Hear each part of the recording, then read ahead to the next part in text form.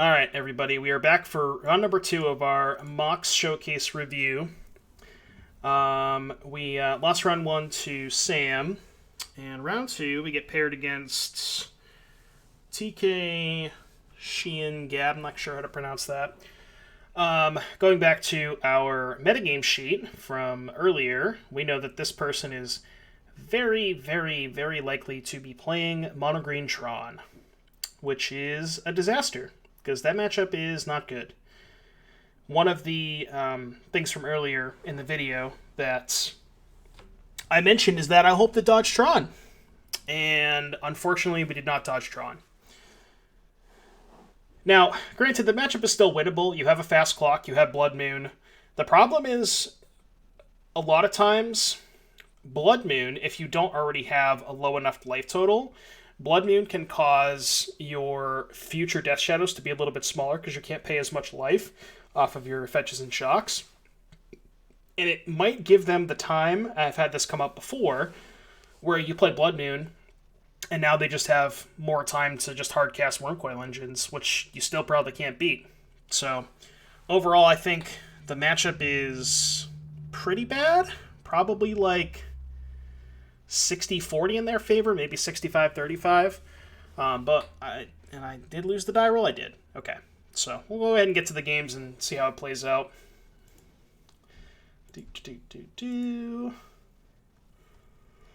All right, open on this hand. No lands, can't keep. I don't remember if they kept. They mulligan to 6. And they mulligan to 5, and I have this hand. So I figured this hand, you know, it doesn't have any discard spells, but it does have turn 1 Bowmat, turn 2 Scourge, and then we can fetch Shock, do some bolting to get our Scourge bigger. So I figured this hand had a pretty good shot at killing on turn 4.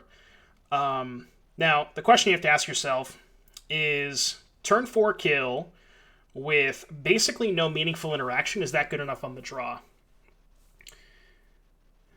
Not in a lot of games, but they did go to 5, and I think this hand not only can beat most non-Wormcoil things, this hand can also obviously just draw Thoughtseize to take their Wormcoil and probably still very easily win. So I think you have to keep a hand like this. Again, you know, no Thoughtseize, so it's kind of a bummer, but I put back the Swamp. My life total doesn't matter, and I wanted to be able to deal myself more damage in case either I drew a Death Shadow or I wanted to potentially make the Scourge a little bit bigger. Also, Basic Swamp doesn't allow me to cast Double Bolt on turn 3 if I don't draw a land, so that's something as well. Drew an Inquisition, not bad. And here's the issue. As much as I want an Inquisition here, they played a map. They didn't play a Chromatic Star, right? If they had played Chromatic Star, and that you know, sort of signaled to me that they were going to play a turn 2 Sylvan Scrying, maybe I would Inquisition here. Problem is, if I Inquisition them, I can't take any of their threats, which is pretty much all I care about. I obviously can't take lands. So if I Inquisition them, let's say their 3-card hand is second Tron piece, Karn Wormcoil, I can't take anything. I Time Walk myself. They get Tron anyways. Yeah, I know the guessing Inquisition here is good. Obviously, it's a lot different if I'm on the play, but we're on the draw, so we just have to get going here. I don't think casting Inquisition really accomplishes much. Now, nice for me, notice they have a Forest. No Tron on turn 3. That's a good sign.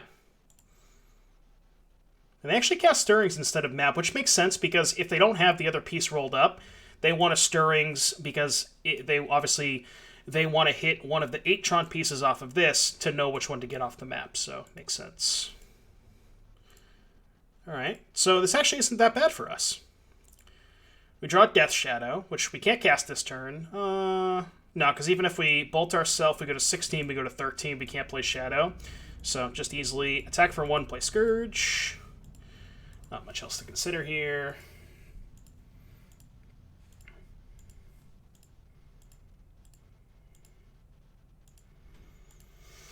And I mean, at this point, I didn't hate our spot. Honestly. What did we draw? Drew Mishra's Bauble. So not a whole lot of reason to bobble them because they're gonna shuffle away anyway. So I can bobble on their upkeep. But hey, Robert, thank you for the follow. So we basically have to. At this point, I also am basically ignoring this Inquisition. I'm essentially pretending that it doesn't exist in my hand because the only cards I really care about are the cards that cost 6 or more mana. So we have to consider if I want to try and bolt myself to play a Shadow, or if I just want to push max damage, bolt them, and we can potentially present a 2-turn clock with Scourge. So let's say, hypothetically, we go tap Sunbaked Canyon, go to 15, lightning bolt them, they go to 15. We have a 5/5 Scourge. We attack for 6, right? They go to 9 because they go to 15 off the bolt. They take 6, go to 9. We can end of turn bolt ourselves, go to 12. We now have an 8/8 Scourge and a 1/1 Bomat Courier. They're at 9. Okay. Now, obviously, we don't have to bolt end of turn. We can save the bolt for our turn. It doesn't really matter either way. So you can also throw the Inquisition into the mix there if you want. Not the most relevant information, but if we are going to Inquisition, we should Inquisition first to see which threat they have. Maybe get more information on how we want to play the game, right? The other option is tap Sunbaked Canyon, go to 15, lightning bolt myself, go to 12, play Death Shadow. Attack for 3, they go to 15. We would say go with a 1/1 Bomat, a 5/5 Scourge, and a 1/1 Death Shadow with them at 15, right? We can then untap, tap Sunbaked Canyon, go, assuming we don't draw a land. Obviously, if we draw a fetch land, then the math changes. But assuming we draw nothing, no way to deal ourselves damage. Tap Sunbaked Canyon, bolt them. Our Shadow's a 2/2. Our Scourge is now in 15... 12, 8/8, so that's 8, 9, 10, 11. We're actually 1 point short if we do it that way. 8/8 Scourge, 16, 15, 12, 11. Yeah, because it's a 8/8 Scourge, 2/2 Shadow, 1/1 Bomat, that's 11. We would have them at 12. So we're 1 point short if we go that line. So I think the line that makes the most sense is just tap Sunbaked. Well, we should Inquisition them first if we're going to do that. Inquisition them, bolt them off the Sunbaked, put them to 9, and the next turn we can set up lethal with the bolt on ourselves. I believe that's what I did. Maybe I think I bobbled them, but it was stupid because they have a map here. I wanted to get more information, but obviously they're just going to crack this anyway, so that bobbling there was kind of pointless. But I did end up taking the right line, and their hand is interesting. Okay, good to know. But we've already kind of, sort of set this line up, so we can't really do anything different. Attack for 6, they go to 9. That's not the worst. I mean, they're at 9. We have a bolt, so not the worst.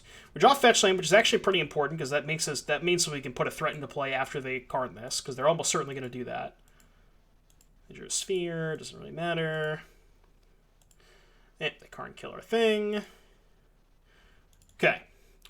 Now, we know that their hand contains 2 cards and 1 unknown card. Would have been a lot better if I didn't bobble them, so I would know what that card is. Here we are. Oh, I guess it wouldn't have mattered, right? Because they would have drawn the Chromatic Sphere. So they would still have an unknown card either way. So we have a couple of options here. But they're at 9. We can fetch Shock to 12, right? We can play some 1/1 Shadows, hold up the Sunbaked Canyon. What I think makes the most sense to me, again, we know they have more Karns in their hand, so I don't think there's a whole lot of reason to bolt their Karn right now. What I think makes the most sense to me is play Verdant Catacombs, attack their Karn for 1 to make sure they can't double minus, as in minus the Karn that's in play a second Karn minus again, because we're going to play 2 Shadows. Did I have a good Christmas? Yeah, I did. What's going on, buddy? How you been? How was your Christmas? So we don't want to give them the option to minus twice, so attack Karn for 1, fetch Shock, play 2 Shadows, say go with Sunbaked Canyon untapped. I think that's the line that I ended up taking. And then when they go to plus this Karn, we can decide where this bolt wants to go, whether we want it to go to them or ourselves. And you'll see that there's a couple things we got to think about when that decision becomes relevant.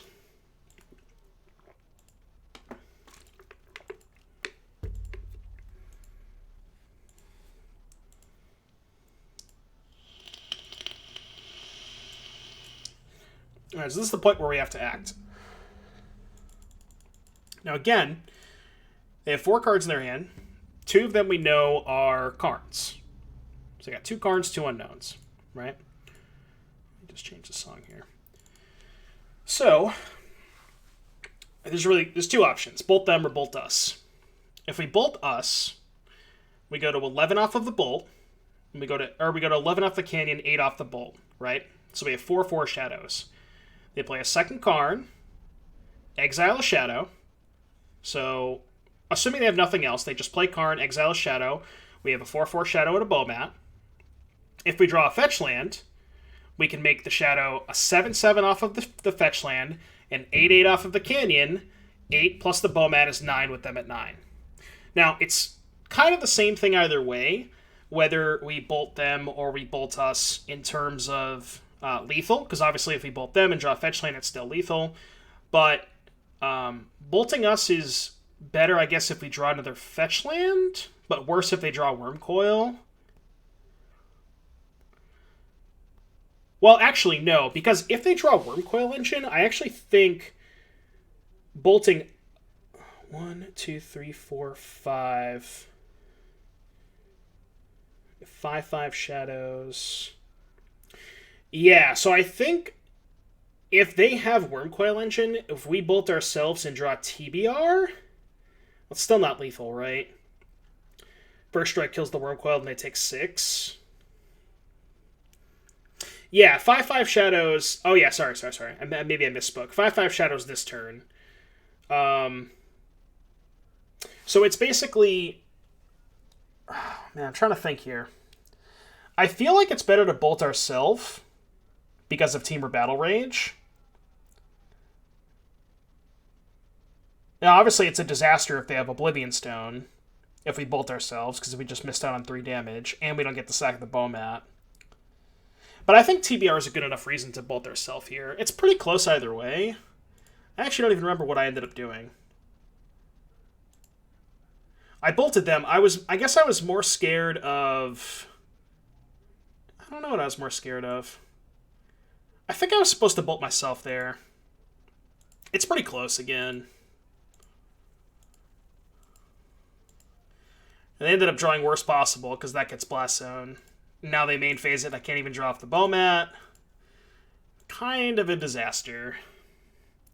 Well, it's also bolting them is actually better because they drew, like, if they draw this card, which essentially they have 5 copies of this because they have Sylvan Scrying plus the actual Blast Zone. So bolting them is better if they find Blast Zone, right? Not that I think I can win this game regardless if they draw Blast Zone, but you never know. I think I ended up sacking the Canyon instead of Lurising because I didn't think Luris was going to be fast enough. Oh, also, if I Luris, they could just plus and then play second card and plus. So I didn't think that was good enough. Although, if I sack this, find a Shadow, play Shadow, they minus, and then play the second card and plus, it's kind of the same thing. I think I'm just locked out at this point. Not casting Bolt to leave Bomat up.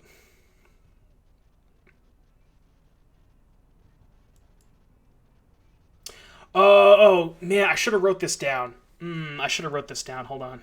I wonder if... Because I actually fetched. I knew it was under the Bomat. I can't remember. Because I fetched at one point. Maybe I can go back. Can I go back? Hold on. Let's try this. I could probably go back to the point where I fetched and see what was under the Bomat. And I think I remember the cards being really bad. Hold on. Well, I typed it in chat, but for some reason it didn't show up. Let me see if I can get back to the point where I fetched.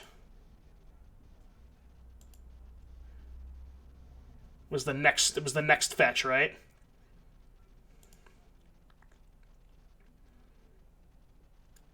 Yeah, it was this fetch. So I attacked first. Okay, I'm gonna do some real quick stuff here. So when I fetched, okay, so at this point, the Bomat, so what did so we know there's a Scourge gone, so Scourge, so there's one Scourge, 1, 2, 3. 1 bauble. TBR. I think it was a land. 3, 4, 5, 6, 7, 8, 9, 10, 11, 12, 13, 14, 15, 16, 17. No, it wasn't a land. It was Scourge, TBR, Bauble, Shadow? Scourge, TBR, Bauble, Shadow.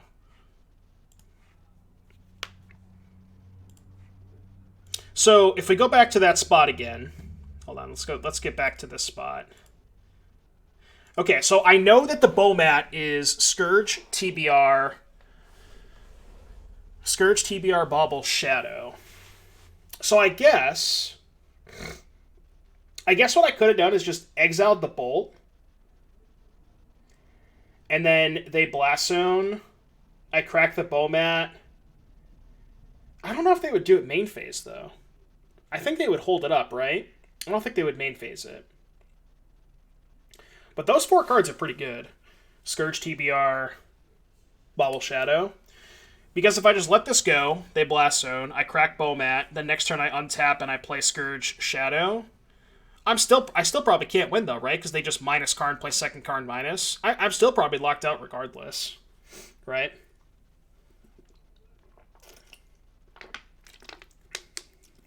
I don't know. I honestly don't think I have a way out, assuming they have Blast Zone. I think that's the one thing I couldn't beat. Yeah. Right, exactly, yeah. But even if I have 2 threats in play, they just have that covered with 2 Karn minuses, you know? Padevil, thank you for the follow. Yeah, exactly.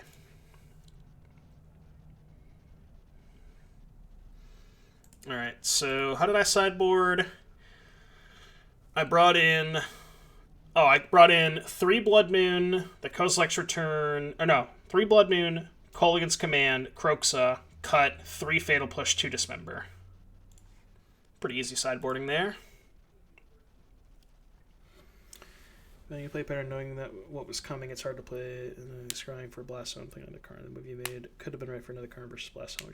Right, exactly. And I think that there's... I honestly, I think... I remembered considering Blast Zone as an option when I was debating on what line to take, but I don't actually think I can beat Blast Zone. I think I'm just dead to it.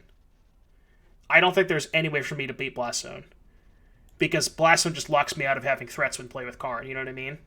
So I think no matter what line I take, I lose to Blast Zone.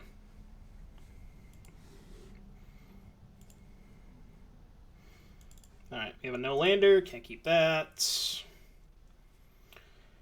All right. This hand is not the best. I actually don't remember if I kept this hand. I think I might have shipped it. If I kept, I would just ship a Scourge, but I wonder if I kept this hand. I think it's fine.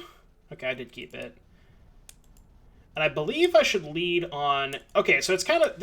There's a tough decision here, whether you want to lead on Inquisition or Thoughtseize. So, obviously, you know, I want to cast as many Thoughtseizes as possible because of Death Shadow. The thing is, I don't have a Death Shadow in my hand. And I'm much more likely to want to take Map or Scrying with Inquisition and then a threat with Thoughtseize. So I think it's correct to lead Inquisition here.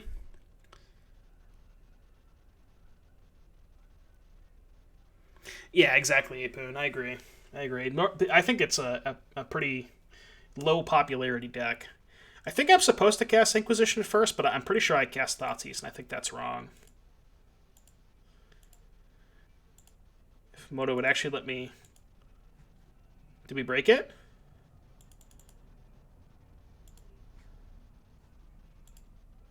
Alright, went a little fast there. So we Thoughtseize them. Their hand was... Chromatic Star, 2 Sylvan Scryings, a Thragtusk, a Tower, and 2 Power Plants. So I think it's pretty easy. You just take the Star there and just hope they don't draw green mana. You can't really break up their hand otherwise. You can't take a Scrying because they have 2 of them, and if you take Thragtusk, you just give them turn 3 Tron. So I think you just have to take Star and hope they brick. Crazy Matt, thank you for the follow. Appreciate that. Alright, so they drew, played Power Plants...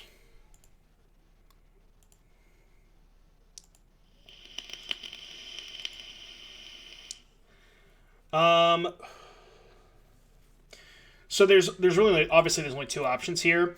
I think it's better to play Kroxa for two reasons. One, it's obviously more mana efficient. And two, I thought there was a pretty good chance they ditch the extra power plant, in which case they take 3 life and I get to Slam Scourge. And I didn't think taking a Scrying was relevant. Obviously, if they drew a star, they would have played it, so... And I thought there was a pretty good chance they would actually discard Power Plant here. I think they ended up discarding Thragtusk, which is also reasonable. They discarded the second Scrying, which, yeah, I guess that also makes sense, but... Alright, they drew a star, and they played the tower. So on the other hand is Scrying, Tusk, Power Plant, X. So this actually isn't bad for us now that they discarded the Scrying, because now we can take the second one with Inquisition. Again, we don't really have a threat, but we're cutting them off Tron, which is, you know, could be worse. They have a Nature's Claim. So they have Nature's Claim, Thragtusk, Power Plants. I was a little bit scared of that Thragtusk if they just peeled mine, but not much I can do about that. I think I fetched a Thin here, which makes sense.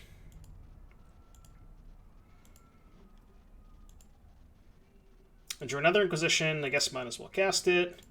Now we're just looking for land at this point, because then we can just slam Kroxa.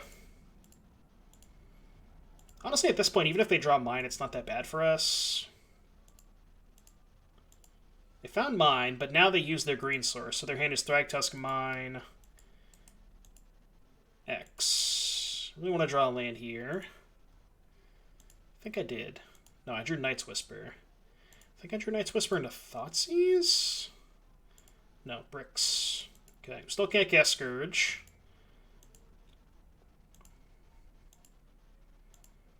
They drew a Blast Zone. That's kind of awkward because our threats are all 2 mana. I didn't crack the Canyon because I want to have 4 mana for Kroxa, and I didn't bolt them. Oh, I know why I didn't bolt them, because I don't want them to know that I have the Scourges. I want to try and bait this Blast Zone with just the Kroxa. They sack the Blast Zone, and then I can bolt into double Scourge. But I guess I get punished if I don't draw land in the next 2 draw steps. I drew Shadow, but I'm still going to use my mana efficiently. I can't play 2 Scourges into the Blast Zone, so I think this is the best use of my mana. I thought about Bolt into Shadow Scourge, but I think this actually puts a little bit more pressure on it because I get a guaranteed card out of their hand.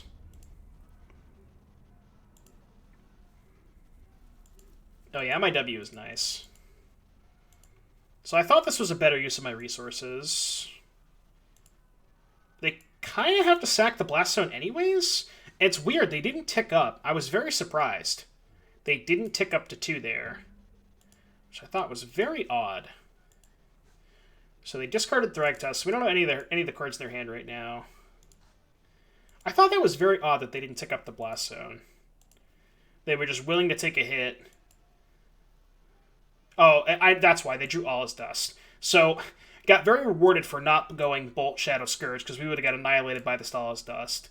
Because then they would have dusted, they still would have had the Blast Zone on 2, yada yada. This turn's pretty easy. Bolt them, play Shadow Scourge.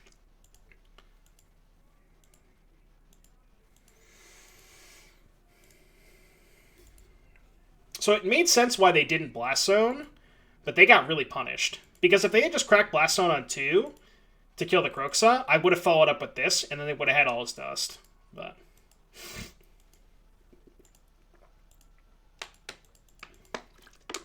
they draw here. It's a Karn. Yeah, Karn's fine because we have a million threats. They actually plus, which I thought was kind of weird. I guess if they minus, their Karn's dead. No, because they can minus here and then crack Blast Zone for 1. I don't know why they didn't do that. I thought that was very odd. I mean, I guess they could just have the Blast Zone for 1 up anyways, but we drew Kolaghan's Command. How did I win this game?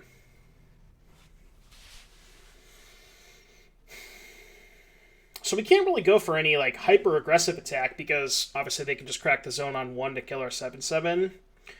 I want to say what I ended up doing was just ignoring Karn.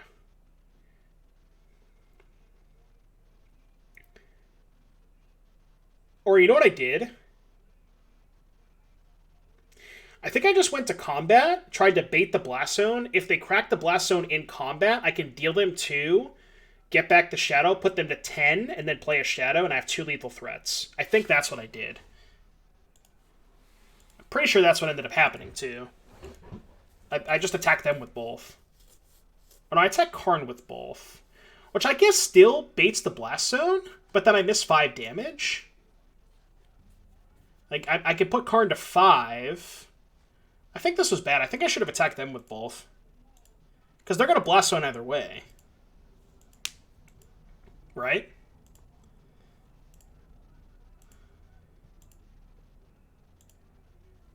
Yeah, so now I cast the K-Return, get back Shadow, deal 2 to them, I think, to make the Scourge bigger.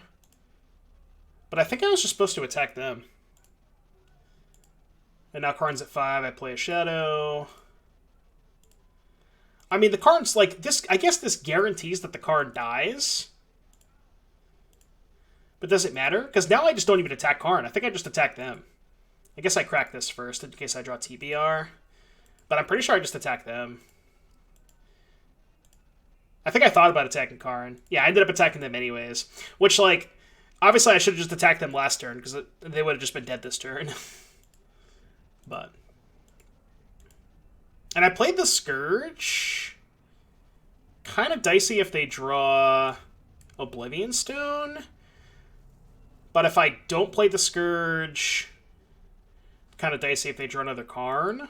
Or, yeah, I don't know. It's kind of tough. I drew nothing. I'm not sure if I'm supposed to play the second Scourge there. It's kind of close.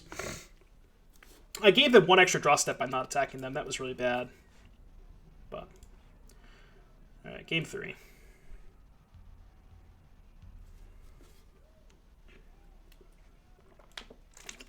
Game 3, on the draw.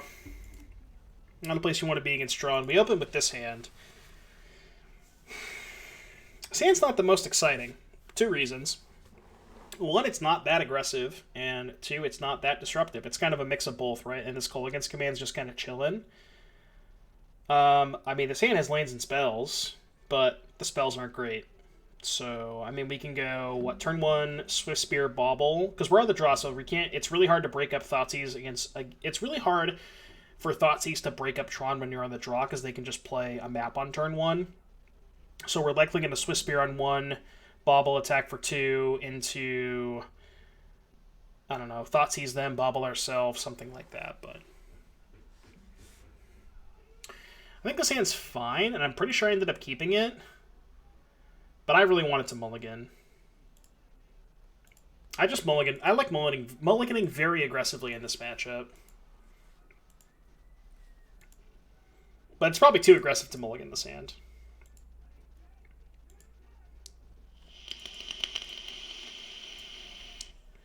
Now we have a decision to make. What do we play on turn 1, chat? I believe I ended up taking my initial line, which was Blood Crypt, Swift Spear, Bauble. And then I think you're supposed to hold the Bauble for turn 2.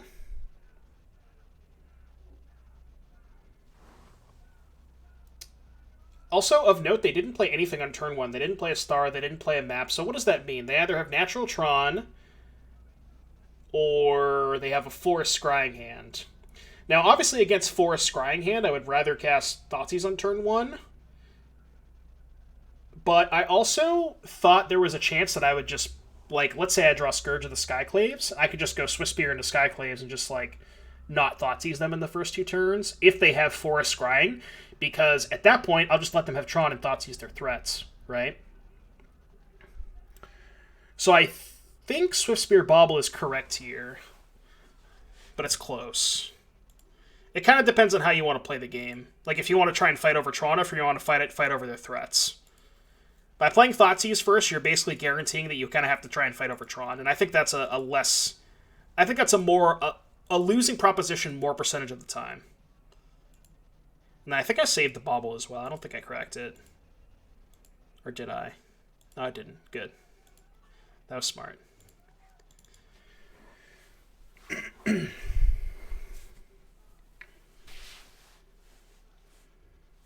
Yeah, exactly. So now we have to think here. I think the first thing we want to do is just Bauble ourselves. I think we want to start with that. Did I Thoughtseize them first? Why did I Thoughtseize them first? I guess I wanted information on their hand before I decided whether or not I wanted my top card.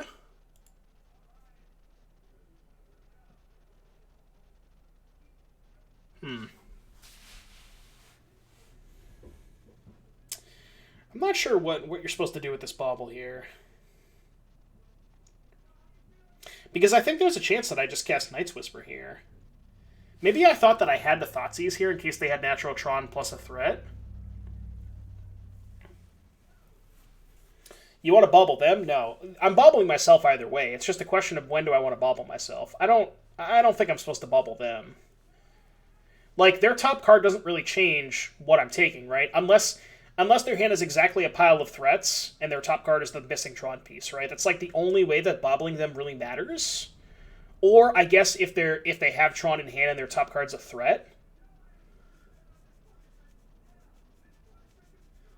It just seems very narrow for the information on bobbling them to matter that much.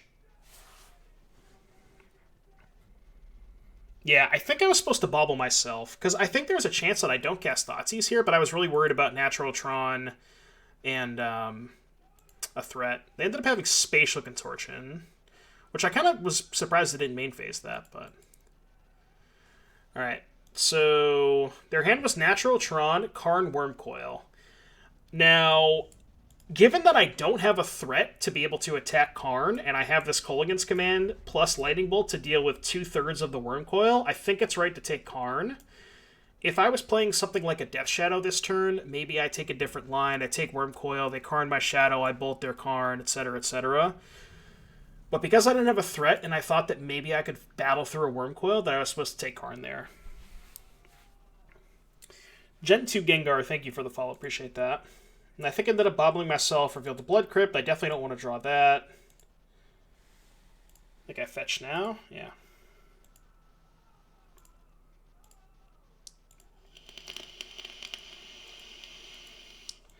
Play out the next couple of turns. Play the Wormcoil. I actually drew a pretty good card. I have to cast K-Command this turn, but I also...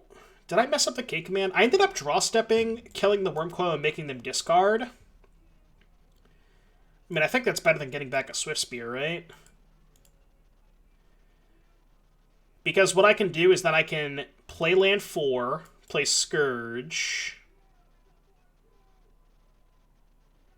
No, this was bad, I think. I think I was supposed to deal them 2 damage. Well, the problem with dealing them 2 is then they go to 16...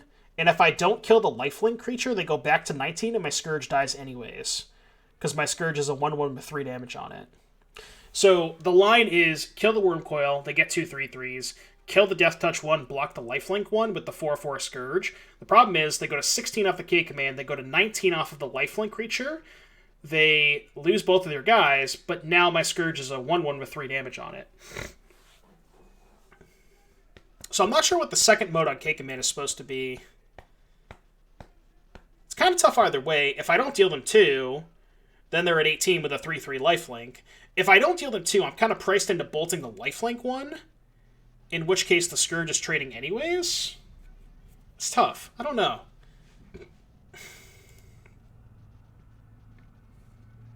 I think that's what I ended up doing, Ekaros. I think I ended up draw stepping, killing the Wormcoil, making them discard, and then I believe I ended up killing the lifelink creature.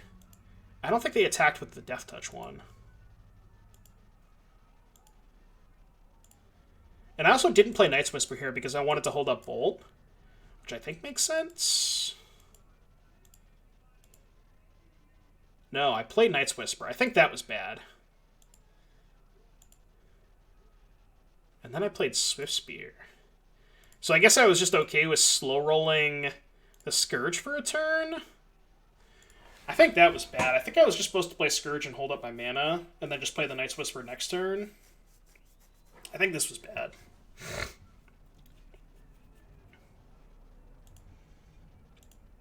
Because now I'm just pricing to taking... Well, I'm only taking 3, but...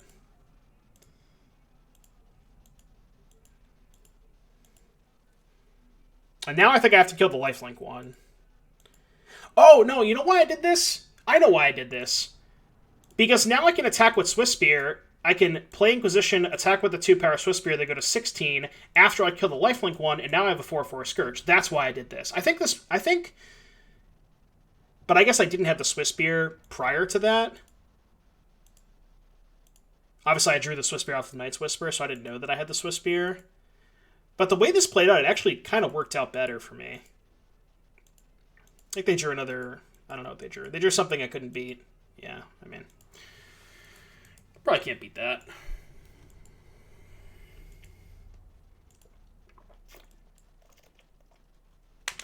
So I think I played Swiss Spear, Inquisition, and I think I just attacked them for 4?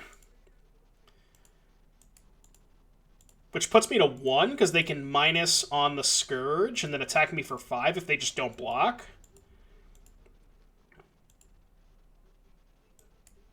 Kind of in a bad spot either way. I mean, if I don't attack, I can't really block. I guess I could maybe set up a double block on the 2/2, but then I have a 2/2 Scourge. I wanted to be able to try and trade for this, or at least force the minus. Kind of in a really bad spot. They ended up chump blocking, which means that card's good. You think I had to attack Ugin? I guess if I attack Ugin with both, if they minus to kill the Scourge, their Ugin dies. But then they're still at 18. But oh yeah, but they would just ignore the Scourge at that point, right? Because a Scourge is only a 2/2. Like they just wouldn't even care about the Scourge at that point, right?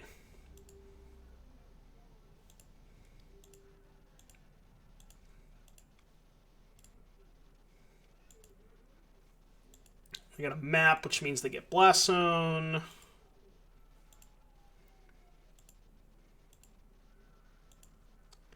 Your Knight's Whisper, which is not bad.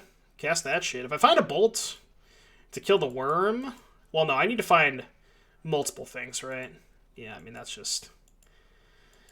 I cast Blood Moon hoping they would just F6, and they cast that, and I died. Yeah, I don't know. I think... The turn that I cast Knight's Whisper instead of playing Scourge, I think that was kind of close. Maybe I'm supposed to play Scourge there and leave up bolts. Maybe I'm supposed to attack Ugin instead.